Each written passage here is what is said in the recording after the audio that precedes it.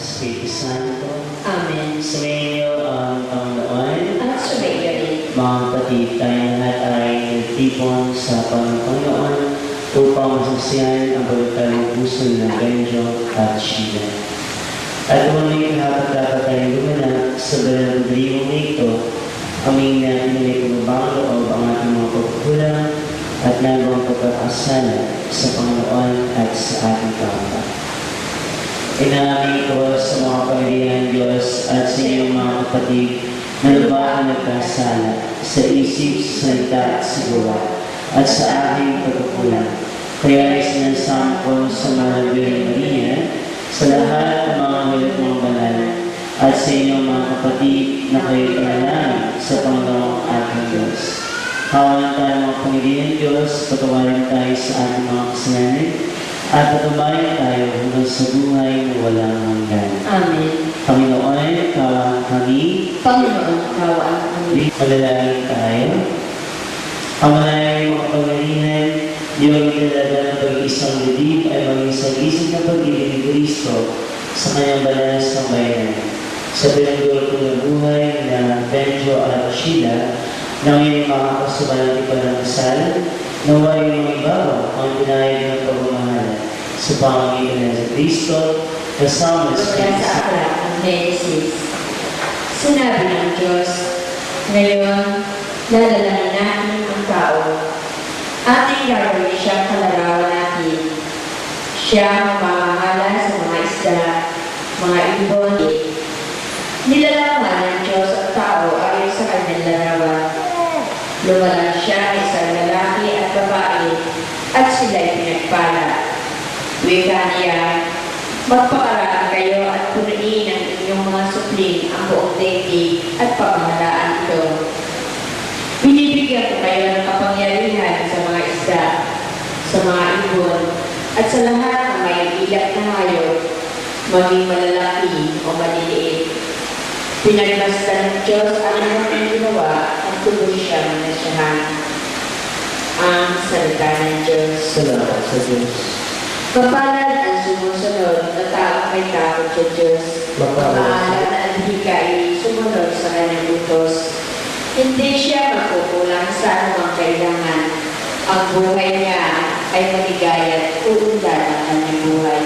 Mapalad sa susunod na taong may takot sa Diyos. Sa tahanan, ang asawa ay parang ubas na mabunga. Bagong tanim na olibo sa may dulang ang anak niya. Ang sino mang o Panginoon ay kusang susupin, buhay niya ay uunlad at laging pagpapalain. Mapalad sa susunod na taong may takot sa Diyos. Mula sa Sion, Pangisinan ko yung kanila.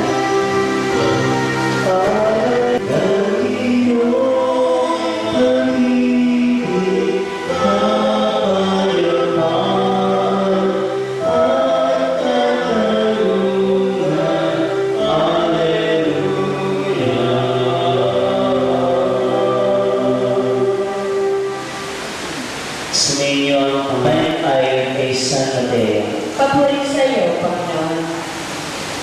Noong panahon yun, may mga pariseo umabot kay Jesus at tinatang siluin siya sa pamamagitan ng tanong ito.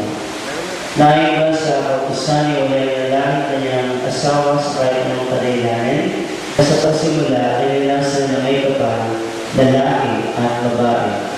At sinabi dito, dahil di ay iniwan na lahat kanyang ama at ina, at nagsama sila ng kanyang asawa, at sila maging isa.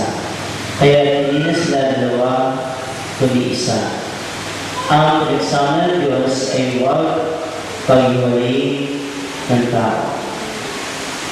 Ang mabuting balita ng Panginoon. Pinupuri ka namin, Panginoon Kristo. Ang puso na Benjo at Sheila. Tanong natin sila mga kapatid. Ito tatapangin na ang acronym word na close. Letter C stands for call, Christ, and commitment. Ito yung pagmamahalan.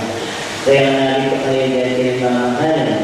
At kung tuloy mong minamahal yung Sheila, patunayan mo sa pagiging tapat na asawa. Dapat maging faithful husband ka at loving parent, ang breadwinner. Ikaw dapat ang magmanat ng buto at magtrabaho para magkaroon ng kinabukasan ang iyong mga anak balang araw. Letter O stands for openness. Alam naman ang magulang ninyo ni Noatina, nagsisimula ng pagkakunawaan sa paglilingin, di ba? No? At meron tayong kasabihan o pag-ibig. May kasabihan tayo, pag-isabi ng tapat ay pag-isama ng malawat. Kaya mahalaga sa pag-aasawa ang komunikasyon, di ba? No? At tandaan niyo lahat ng bagay ay nadadaan sa magandang pag-uusap. Letter S stands for sacrament. Nalagay mo ang pagkakaiba ng kasal sa huwes at sa simbahan. Baka nakakalimutan niyo, dito po ay sakramento. Ibig sabihin ng sakramento, sagrado. Tanda ng pag-ibig Kristo sa simbahan at daluyan ng pagpapalat biyaya ng Diyos. Maliwanag ang sinabi ng Panginoon, ang pinagsama ng Diyos ay huwag paghiwalayin ng tao. Yan ibig sabihin ng sakramento. At only po, letter E stands for everlasting. Pinapaalala sa inyo kayo pang habang buhay. Habang buhay kayo magmamahalan sa